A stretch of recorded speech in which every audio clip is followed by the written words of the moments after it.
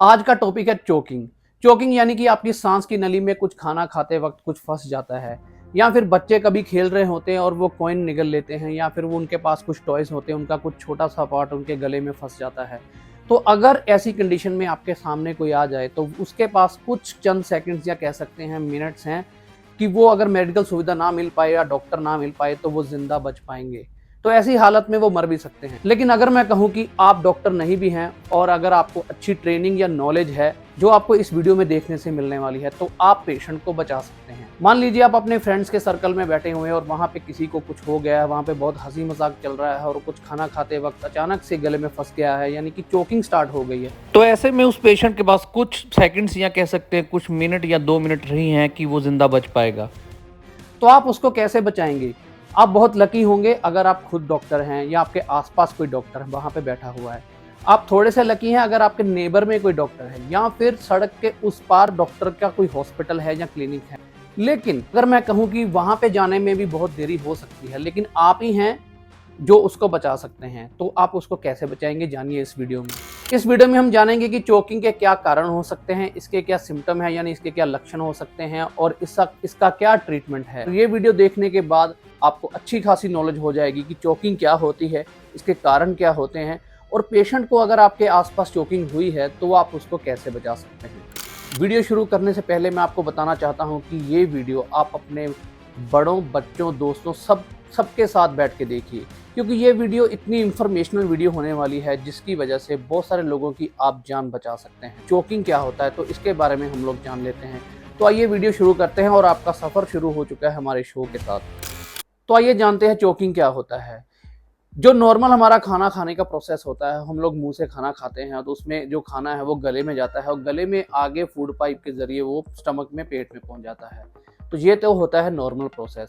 लेकिन चोकिंग यानी जो हम खाना खाते हैं वो हमारे विंड पाइप में कैसे फंस जाता है। जब हम खाना खाते हैं और वो खाना हमारे गले में पहुंचता है, वहां पे एक एपिग्लोटिस होता है जो कि ऊपर नीचे होता रहता है, जैसे कि आप तो वीडियो में देख रहे हैं। लेकिन चोकिंग में क्या होता है, कुछ फूड पार्टिकल है या कुछ फॉरेन ऑब्जेक्ट है, कॉइन है, बच्चे ने कॉइन निगल लिया है, वो कहीं भी फंस जाते हैं तो वो विंड पाइप में चले जाते हैं, फूड पाइप में जाने की बजाय। तो उसमें क्या होता है कि ऑब्स्ट्रक्शन हो जाती है। जब कोई सांस की नली में चीज जाएगी तो वहां पे वो उसको ब्लॉक कर देगी, ना तो वो पेशेंट सांस ले पाएगा ना ही वो छोड़ पाएगा। तो इसको कहते हैं चोकिंग। और अब हम बात करेंगे, अगर आपके पास कोई सामने किसी को चोकिंग हो रही है, उसका ऑब्स्ट्रक्शन हो गया है एयरवे का, तो आपको कैसे पता चलेगा, इसके सिम्टम क्या होंगे। तो इसके सिम्टम डिवाइड करते हैं हम लोग पार्शियल में यानी माइल्ड और कंप्लीट में यानी कि सीवियर में। पार्शियल में क्या होगा कि अगर कोई फूड पार्टिकल, कोई भी ऑब्जेक्ट सांस की नली में फंस गया है तो उसमें क्या होता है कि पेशेंट सांस ले पाएगा, यानी कि वो कुछ बोल भी पाएगा, बोलने की कोशिश करेगा और उसको आपको विजिबली देखने में लगेगा कि ये पेशेंट को कुछ ब्रीदिंग डिफिकल्टी हो रही है। तो वो पार्शियल है, वो उसमें पेशेंट सांस लेने की कोशिश कर रहा है, उसमें एक व्हीजिंग की साउंड आएगी।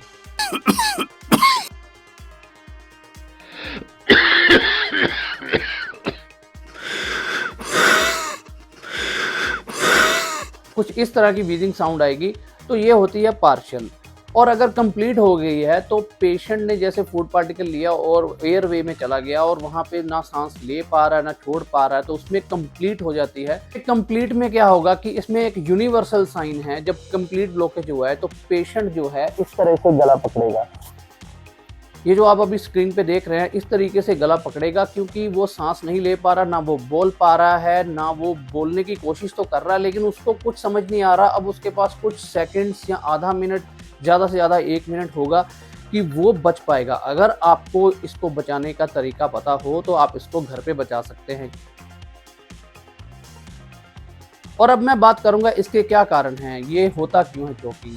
तो सबसे पहला कारण, जब हम फूड बहुत ही फास्ट खाते हैं और बड़े बड़े पार्टिकल्स लेते हैं, जैसे बड़ी बड़ी बाइट्स लेते हैं, जैसे सैंडविच हो गया, चिकन रोल, वेज रोल हो गया, बर्गर हो गया, और हमें क्यूरोसिटी होती है कि भूख लगी होती है, जल्दी जल्दी खाना है। और इस क्यूरोसिटी में क्या होता है, और हमारे जल्दी जल्दी खाने की जो गलत आदत है। इसमें क्या होता है कि फूड जल्दी जल्दी अंदर जा रहा है और वो जब गले में पहुंचता है तो नॉर्मल प्रोसेस यानी जो मैंने आपको बताया पहले कि उसमें क्या होता है कि फूड नीचे जाएगा, एपिग्लोटिस बंद होगा। लेकिन इसमें क्या होता है कि जल्दी जल्दी खाने के चक्कर में वो बड़े बड़े बाइट्स जो वहाँ पे अटक गए हैं, वहाँ पे उनको आगे जाने का रास्ता नहीं, वो फंस फंस के निकलते हैं। तो उसमें वो एपिग्लोटिस कुछ माइक्रोसेकंड के लिए खोलता है, क्योंकि बॉडी एक ही टाइम पे सांस लेने की भी कोशिश करती है और एक ही टाइम पे फूड को निकलने की भी कोशिश करती है। तो वो कभी कभी चांसेस बन जाते हैं कि वो फूड वहाँ चला जाएगा, तो उसमें क्या ब्लॉकेज हो जाती है। दूसरा कारण है कि जब हम किसी पार्टी में बैठे हुए हैं और वहाँ पे बहुत गप्पे चल रही हैं, और लेकिन हम लोग खाना भी खा रहे हैं और पार्टी में डांस भी कर रहे हैं और हिलते हुए नाचते हुए पानी भी पी रहे हैं या खाना खा रहे हैं कुछ, तो बॉडी मूव हो रही है और वो खाना जो है खाते खाते जैसे ही वो यहाँ पे पहुँचेगा, और तभी अगर किसी ने कुछ हंसने की बात की और वो क्या होगा, जैसे वो हवा बाहर की तरफ हमने निकालनी है, तो वो एपिग्लोटिस ओपन हो जाएगा और वो खाना जो है वो फूड पाइप में जाने की बजाय विंड पाइप में चला जाएगा। तो ये भी एक कारण है। तीसरा कारण है मेडिकल कंडीशंस, जैसे कि न्यूरोलॉजिकल डिसऑर्डर है, कोई स्ट्रोक है या किसी को पार्किंसन डिजीज़ है या फिर डिस्फेजिया है। डिस्फेजिया यानी कि फूड पाइप का सिकुड़ जाना, तो खाना उसमें फंस के निकलता है, तो ये भी एक कंडीशन होती है। तीसरा कारण है कि अगर किसी को बहुत ज़्यादा हैवी अल्कोहल लेने की आदत है या फिर उसने बहुत कुछ और भी नशा कर लिया हुआ है और बहुत कुछ खा भी लिया हुआ है, तो उसमें क्या होता है, जो रिफ्लेक्स होते हैं हमारे ये वाले गले वाले, वो वीक हो जाते हैं और ऐसी कंडीशन में भी चोकिंग हो सकती है। चौथा कारण है कि या तो ये बच्चों में ज़्यादा देखने को मिलता है, क्योंकि वो किसी भी चीज़ को उठा के खेलने लगते हैं, मुंह में डाल लेते हैं और वो फंस जाता है, और या फिर ओल्ड एज में, बहुत ओल्ड एज में, वहाँ पे भी हमारे ये रिफ्लेक्स जो है वीक हो जाते हैं। कारण कोई भी हो, लेकिन अगर आपके सामने कोई पेशेंट ऐसे कर रहा है और आपको पता चल गया है कि चोकिंग है, तो मेन चीज़ है उसको बचाना, क्योंकि डॉक्टर के पास बाद में पहुंचा जाएगा, लेकिन उस वहाँ तक पहुंचने के लिए आपके पास कुछ सेकंड्स हैं और आप उस पेशेंट की जान बचा सकते हैं। तो इसका ट्रीटमेंट पार्शियल में अलग है, कंप्लीट में अलग है, और अडल्ट में अलग अलग है, और अगर कोई 1 साल से छोटा बच्चा है तो उसमें अलग है। तो पार्शियल से शुरू करते हैं। जो अडल्ट है 1 साल से ज़्यादा है यानी कि उम्र, उसमें आपको क्या करना है कि अगर आप, जैसे कि मैंने बताया कि सिम्टम होंगे कि पेशेंट सांस लेने की कोशिश कर रहा है और उसमें व्हीजिंग आ रही है, तो उसमें आपको क्या करना है कि पेशेंट को जल्दी से जल्दी हॉस्पिटल लेके जाना है, और साथ में उसको ये ज़रूर बोलना है कि खांसी करो, ज़ोर ज़ोर से खांसो, क्योंकि वो खांसी करेगा, उस हो सकता है कि वो फूड पार्टिकल बाहर निकल जाए और हॉस्पिटल आप जब पहुंचेंगे तो उसकी आगे की मैनेजमेंट वहाँ हो जाएगी। और अब बात करते हैं कंप्लीट ब्लॉकेज में। कंप्लीट ब्लॉकेज में आपको क्या करना है कि पेशेंट का, जो मैंने आपको बताया यूनिवर्सल साइन है, वो ये वाला है, गला ऐसे पकड़ लेगा, आंखें बंद हो रही होंगी और उसके पास कुछ चंद सेकंड है, क्योंकि वो सांस नहीं ले पा रहा, तो वो बेहोश हो सकता है, वो गिर भी सकता है। अगर पास में कोई फर्नीचर पड़ा हुआ है शार्प एज का, तो उसके सर पे लग सकता है, हेड इंजरी हो सकती है, वो फर्दर एक कंडीशन बिगड़ सकती है।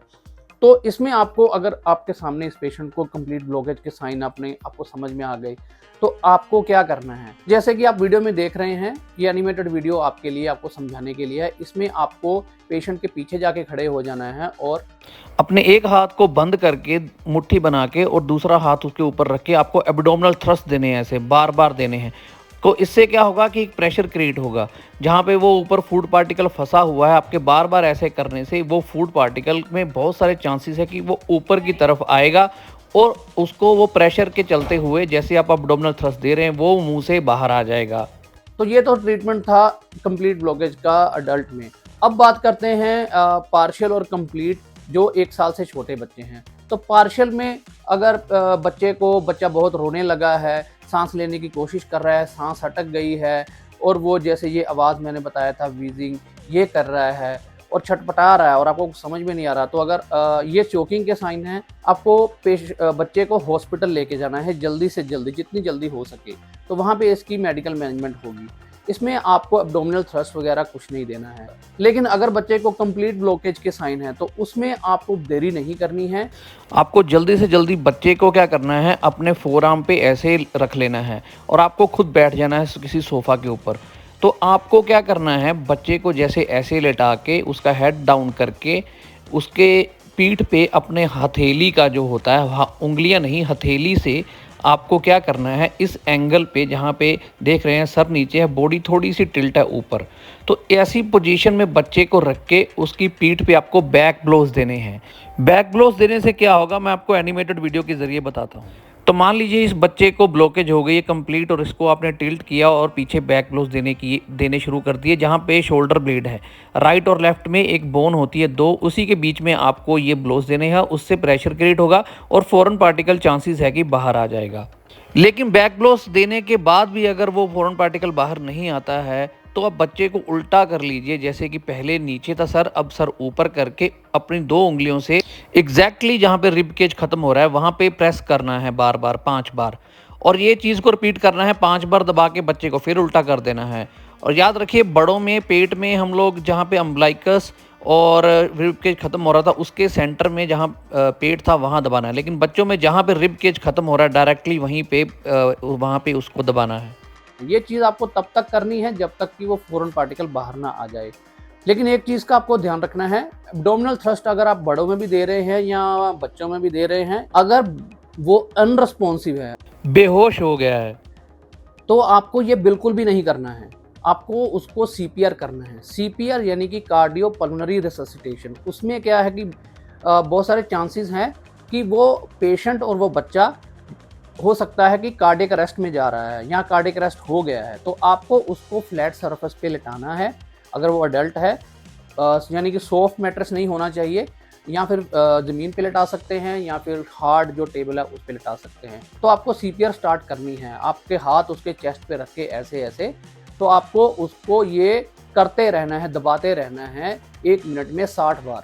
और साथ में आपको ये करने से पहले ही आपको हॉस्पिटल या डॉक्टर की हेल्प के लिए आपको पहले ही कॉल कर देना है। आपको ये एब्डोमिनल थ्रस्ट वगैरह जो मैंने बताया आपको, या बैक ब्लो, बैक स्लैप, ये बिल्कुल नहीं करना है अगर वो बच्चा बेहोश है। क्योंकि वो कार्डियक अरेस्ट में चला गया है। तो उसमें भी आपको सीपीआर ही देना है। लेकिन सीपीआर का तरीका बच्चों में सेम वही रहेगा, क्योंकि वो बच्चा 1 साल से छोटा है। तो आप उसको लिटा के अगर आप ज़ोर से अपना वेट पूरा डालेंगे तो वो हो सकता है कि रिब टूट सकती हैं। उसमें आपको फिंगर से उसी जगह पे, जैसा मैंने बताया, जहाँ पे वो ख़त्म हो रही है एपिगास्ट्रम, वहाँ पे आपको ज़ोर-ज़ोर से दबाना है, ऐसे जितना आपके फिंगर से। तो ये तरीका है। अगर आपको चोकिंग हो गई है खुद को और आप अकेले हैं, आपके पास कोई भी नहीं है, उसमें अगर पार्शियल है यानी आपको कुछ सेंस है, आप सांस ले पा रहे हैं, तो आपको कॉल करना है किसी को और उसको लाउड स्पीकर पे रख देना है। लाउड स्पीकर पे इसलिए रख देना है कि आपकी सेंस कभी भी जा सकती है, वो पार्शियल कंप्लीट में ब्लॉक हो सकता है। लाउड स्पीकर में वो पर्सन आपकी आवाज़ सुन पा रहा होगा और आप भी उसकी सुन पा रहे होंगे। लेकिन अगर आपने लाउड स्पीकर पे नहीं रखा तो वो, मान लीजिए अगर आप गिर गए तो वो मोबाइल साइड में कहीं पड़ा हुआ है, तो वो क्या बोल रहा है आपको कुछ समझ में नहीं आएगा। और पार्शियल में आपको खुद को कैसे ट्रीट करना है। आपने खाना खाया और आपके गले में फंस गया, और क्योंकि ये पार्शियल है तो आपको कुछ कुछ सेंसेस होगी, तो आपको एक चेयर ढूंढनी है, उसको दीवार के दूसरी तरफ या टेबल की तरफ अटका लेना ताकि वो हिले नहीं। और वहाँ पे आपको एब्डोमिनल थ्रस्ट देने हैं खुद को, क्योंकि दूसरा तो कोई है नहीं। इससे चेस्ट में प्रेशर क्रिएट होगा और जो आपके विंड पाइप में फूड पार्टिकल फंसा है वो बाहर की तरफ निकलने के चांसेस। लेकिन अगर कंप्लीट ब्लॉकेज हो गई है तो बहुत कम चांसेस है कि आप बच पाओगे। लेकिन उसमें भी अगर आपको कुछ थोड़ी बहुत सेंस है, अगर आपके पास आसपास कोई भी चीज़ है, बोल तो आप पाएंगे नहीं, या अपने हाथों से अपने विंडो का ग्लास तोड़ सकते हैं किसी चीज़ को पकड़ के, या कोई चेयर फर्नीचर पड़ा है उसको पकड़ के आप जोर से, इतनी जोर से फेंकना है किसी दीवार पे या फर्श पे या खिड़की पे कि आजू बाजू में कोई नेबर है, फ्रेंड है, वो आवाज को सुन के आपके पास पहुंच पाए। ट्रीटमेंट करते वक्त आपको कुछ चीज़ों का ध्यान रखना है, जैसे कि ये मैंने बताया कि अगर पार्शियल है, बच्चा पार्शियल ब्लॉकेज में है, तो आपको बैक स्लैप नहीं करने हैं, हॉस्पिटल लेके जाना है। दूसरा सबसे इम्पोर्टेंट कि आपको पेशेंट के गले में आपको पानी नहीं डालना है या कुछ खाने को नहीं डालना है। कुछ लोग कभी कभी क्या होता है कि ऐसी कंडीशन में सांस रुक गई और आसपास जो होता है, अरे अरे पानी पिलाओ पानी पिलाओ, उसमें क्या होता है अगर चोकिंग में पानी पिला दिया तो वो और प्रॉब्लम बढ़ सकती है। और तीसरी एक और गलती करते हैं, जब कभी किसी को चोकिंग हो जाती है, कुछ लोग क्या करते हैं आधी अधूरी नॉलेज के साथ, जैसे जिनको ये हेमलिक मैनोवर के बारे में पता है वो तो करते हैं, लेकिन बीच में क्या करते हैं कि हॉस्पिटल पहुंचने से पहले अपनी उंगली से ब्लाइंडली गले में उंगली डाल के फॉरेन पार्टिकल को, यानी कि फूड पार्टिकल या कुछ भी जो कॉइन, या अगर उनको ऐसा लग रहा है कुछ फंसा है तो उसको ऐसे निकालने की कोशिश करते हैं। तो उसमें क्या होता है, अगर वो पार्शियल में ब्लॉकेज में है लेकिन आप उसको ब्लाइंडली अपनी फिंगर से ढूंढने की कोशिश कर रहे हैं, तो ये चांसेस है कि वो और नीचे चले जाएगा और वो कब पार्शियल कंप्लीट में ब्लॉक हो जाएगा। तो सीपीआर में 1 मिनट में 60 चेस्ट कंप्रेशन के साथ साथ आप एयरवे भी देख सकते हैं, जैसे कि पेशेंट का मुंह खोल के देख सकते हैं कि वहां पे गले में अगर आपको विजिबली कोई फूड पार्टिकल दिख रहा है, फॉरेन पार्टिकल कुछ भी दिख रहा है, और अगर आपको लगता है कि वो आपको इजीली आप उसको निकाल पाएंगे और आपको दिख भी रहा है, तभी आप उसको निकालने की कोशिश करें, वरना आप मत कोशिश कीजिए, क्योंकि ब्लाइंडली उसको निकालने की वजह से आप उसको सिचुएशन को और बिगाड़ सकते हैं। और अगर बच्चा 1 साल से कम है तब भी उसको एब्डोमिनल थ्रस्ट नहीं देने हैं। उसका ट्रीटमेंट मैंने आपको बताया है कि आपको उसको जैसे हथेली पे रख के ऐसे बाजू पे, फोर आर्म पे, उसका ट्रीटमेंट अलग से है। इसको प्रिवेंट कैसे कर सकते हैं? आपको जो आपकी बहुत तेज़ी से फास्ट खाने की आदत है, उसको आपको खाना पूरा चबा के और धीरे-धीरे खाना होगा। और आपकी जो टीवी देखते देखते सोफ़ा पे, काउच पे, बेड पे लेटे लेटे खाने की आदत है, इसको बिल्कुल बदलना होगा। आपको खाना जो है टेबल और चेयर पे बैठ के धीरे धीरे खाना होगा। और आपको फूड के पार्टिकल्स जो है बाइट लेने हैं, वो छोटे-छोटे लेने हैं। बड़े-बड़े बाइट नहीं लेने हैं और एक साथ 2-3 बाइट नहीं लेने हैं कि मुँह में फँस जाए, फिर वो हमारा जो रिफ्लेक्स होता है वो पीछे की तरफ जाता है। और आपको हैवी ड्रिंक, अल्कोहल या वगैरह बिल्कुल नहीं लेनी है और अगर और भी किसी प्रकार का ड्रग्स हैं, तो उनसे दूर रहना है। अगर किसी पार्टी में जा रहे हैं, हँस खेल रहे हैं, जोक्स चल रहे हैं, तो वहाँ पे भी आपको ध्यान रखना है कि आप खाना खाते वक़्त एक तो जैसे मैंने बताया धीरे खाएँ और साथ-साथ में ड्रिंक्स ना लेते रहें, कोई कॉकटेल जो मॉकटेल्स होते हैं वो, या फिर आपको एक साथ खाना खाते वक़्त हँसना या जोक्स वगैरह उस चीज़ में इन्वॉल्व नहीं होना है। लास्ट में मैं आपको चोकिंग से रिलेटेड कुछ शॉकिंग फैक्ट बताना चाहता हूँ। क्या आपको पता है कि यूएस में हर साल चोकिंग की वजह से 5500 यानी कि 5500 डेथ हो जाती हैं और इंडिया में चोकिंग से कितनी डेथ हो रही है इसका कोई डेटा अवेलेबल नहीं है। और इंडिया में डेटा अवेलेबल ना हो पाने की जो वजह है वो आप जानकर हैरान हो जाएंगे, क्योंकि इसकी या तो रिपोर्टिंग नहीं होती है या फिर किसी को पता नहीं चलता है ये किस वजह से डेथ हुई है। उसका कारण है कि इंडिया में बहुत सारे ऐसे हर जगह पे लोग मेडिकल क्लिनिक, हॉस्पिटल, डॉक्टर खुद ही बन गए हैं जो डॉक्टर है नहीं है। लोग क्या करते हैं, अपने पेशेंट को वहां ले जाते हैं और वहां पे उनको पता ही नहीं चलता कि चोकिंग से पेशेंट की डेथ हो गई है, और इसकी रिपोर्टिंग कम्युनिटी हेल्थ सेंटर में करनी है। लेकिन अगर रफली एक आइडिया ले, एक स्टडी के अकॉर्डिंग इंडिया में हर साल कुछ 2500 से 3000 लोग चोकिंग से मर जा रहे हैं। लेकिन मैं वीडियो के एंड में इस बात से बिल्कुल श्योर हूं, अगर आप ये वीडियो अपने फ्रेंड्स, फैमिली और बच्चों के साथ देख रहे हैं, सबके साथ शेयर कर रहे हैं, तो आप बहुत सारे लोगों को अवेयर कर रहे हैं। और अगर आपके पास जो भी ये वीडियो देख रहा है, ये वीडियो देखने के बाद अगर उनके आसपास कोई पेशेंट चोकिंग करने लगे तो वो, मैं ज़रूर श्योर हूँ कि वो उसको बचा लेगा। तो कैसा लगा आपको आज का वीडियो? ये वीडियो अगर आपको अच्छा लगा तो शेयर कीजिए और हमको फॉलो कीजिए। तो मिलते हैं नए वीडियो में एक नए टॉपिक के साथ।